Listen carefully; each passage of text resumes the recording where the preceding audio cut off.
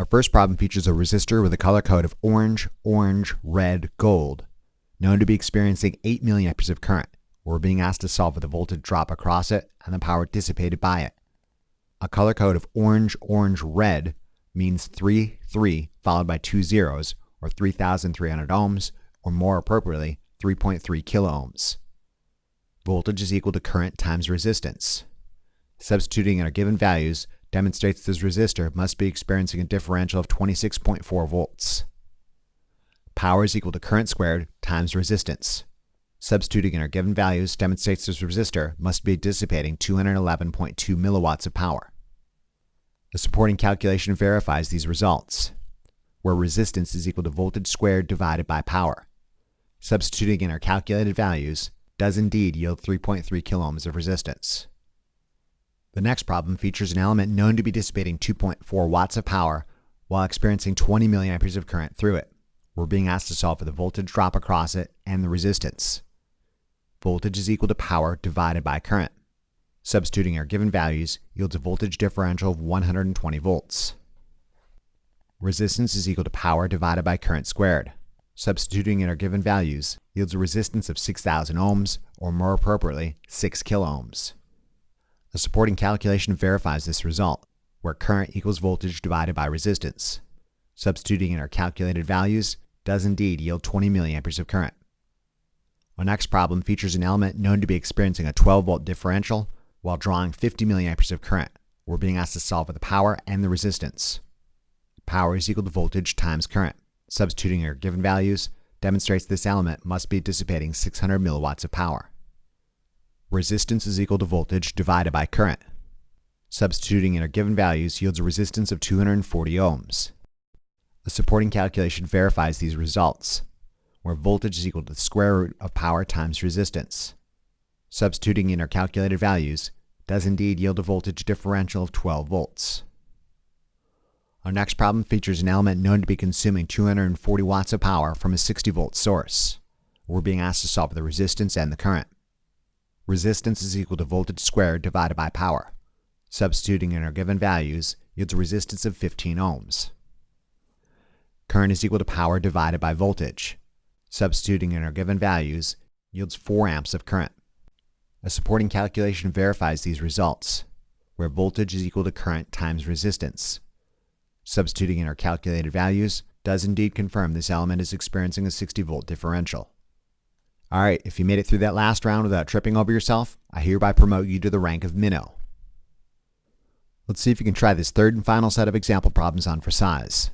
As previously, given known values for each scenario, see if you can solve for the 2 unknown values using the most efficient and direct means possible. While you're there, see if you can use another algebraic permutation of either DC Ohm's law or the power equations to check your work. Ideally, both methods should yield the same result. Express all answers in proper engineering format to the 10th place. By all means, pause the lecture and try this on your own. If you're tracking, you should have obtained the following results.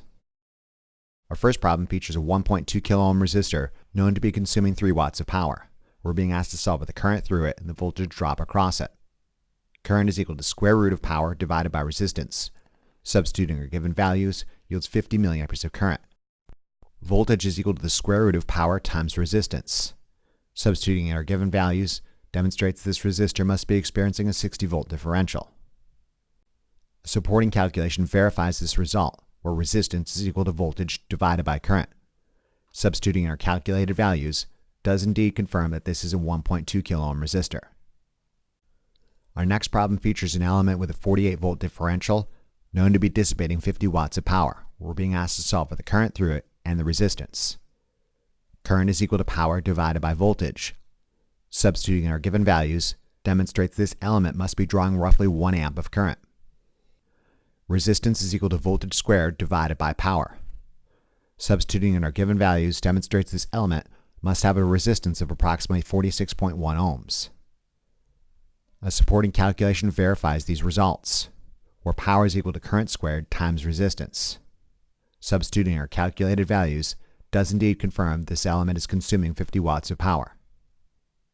The next problem features an element known to be drawing 317 milliamperes of current while it experiences a 25.6 volt differential. We're being asked to solve for the resistance and the power. resistance is equal to voltage divided by current. Substituting in our given values demonstrates this element must have a resistance of roughly 80.8 ohms. Power is equal to voltage times current. Substituting in our given values demonstrates this element must be consuming roughly 8.1 watts of power. A supporting calculation verifies this result, where current is equal to the square root of power divided by resistance. Substituting in our calculated values does indeed confirm that this element is drawing 317 milliamperes of current. Finally, our last problem features a 560 ohm resistor known to be experiencing a 24 volt differential, and we're being asked to solve for the current through it and the power dissipated by it. Current is equal to voltage divided by resistance. Substituting in our given values yields a current draw of roughly 42.9 milliamperes. Power is equal to voltage squared divided by resistance. Substituting in our given values demonstrates this resistor must be consuming roughly 1 watt of power. The supporting calculation verifies this result, where resistance is equal to power divided by current squared. Substituting in our calculated values does indeed confirm that this is a 560 ohm resistor. Alright, if you made it through that last round and all the rest with your sense of dignity still intact, I hereby promote you to the rank of salted herring. This rank entitles you to one free item of your choice from the nearest IKEA. Just go in there and stuff whatever piece of furniture you want inside your backpack or under your coat and run out of there as quick as possible. That is that.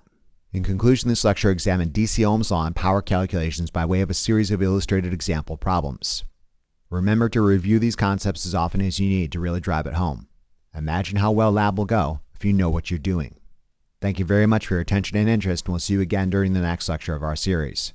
Remember to tell your Lazy Lab partner about this resource, and be sure to check out the Big Bad Tech channel for additional resources and updates.